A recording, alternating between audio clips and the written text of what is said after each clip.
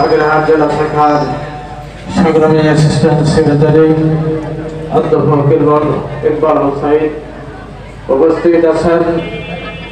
রামপাল উপজেলা শাখার নায়েবে আমির ও অন্যান্য নেতৃবৃন্দ, উপস্থিত দিদি ভাইরা, পর্দার আড়ালে অবস্থানরত মা বোনেরা, আসসালামু আলাইকুম ওয়া রাহমাতুল্লাহ। সর্বপ্রথম আল্লাহর দরবারে শুকরিয়া আদায় করছি, আলহামদুলিল্লাহ। বিশ্ব নবীর উপরে সর্বপ্রথম দুরূদ ও সালাম সাল্লাল্লাহু আলাইহি ওয়াসাল্লাম। আমি আপনাদের সামনে সূরা আহজাব 21 নম্বর আয়াত তেলাওয়াত করেছি।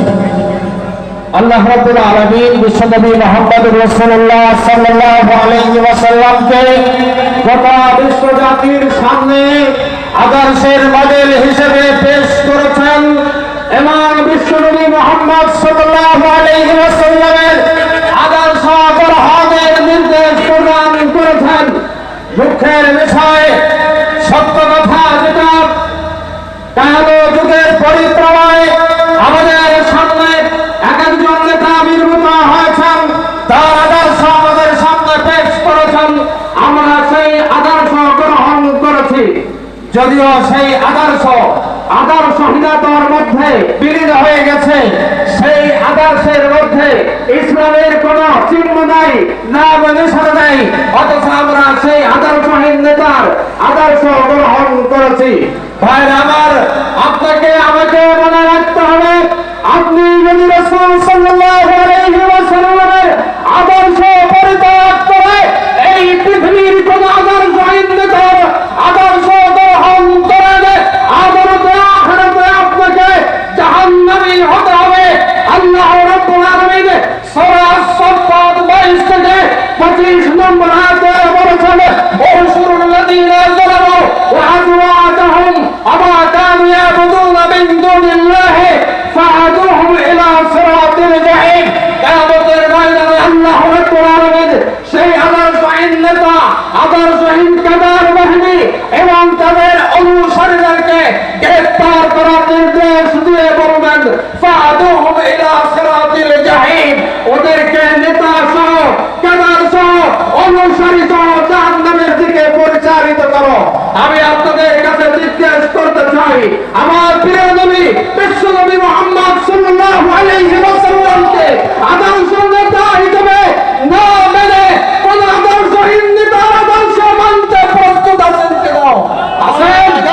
আদর্শ নেতার আদর্শ আমরা গ্রহণ করতে রাজি নই।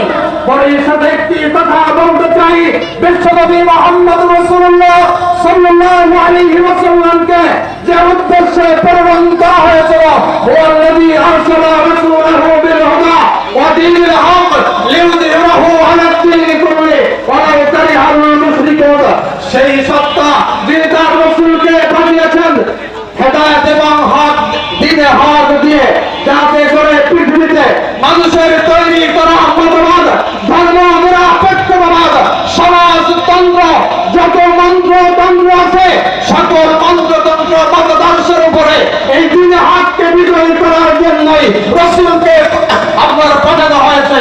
আজকে রাসূল সাল্লাল্লাহু আলাইহি ওয়াসাল্লাম নাই, এই দায়িত্ব কারা পালন করবে? এই দায়িত্ব আজকে আমাদের। আল্লাহর জমিনে আল্লাহর দ্বীন প্রতিষ্ঠার আগ পর্যন্ত, আল্লাহর জমিনে আল্লাহর দ্বীন বিজয় হওয়ার আগ পর্যন্ত আমরা এই আন্দোলন চলবে, আমাদের এই আন্দোলন চলবেই চলবে। প্রিয় ভাইরা আমার, আল্লাহ রাব্বুল আলামিন বলছেন,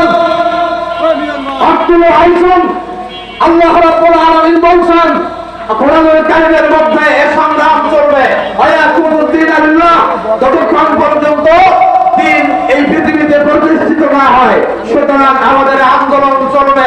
রাসূল সাল্লাল্লাহু আলাইহি ওয়াসাল্লাম যে মতাদর্শ নিয়ে পৃথিবীতে এসেছেন, এই মতাদর্শ সকল মতাদর্শের উপরে বিজয়ী করার জন্য যদি শ্রমের প্রয়োজন হয়, অর্থের প্রয়োজন হয়, প্রয়োজনে জীবন দিতে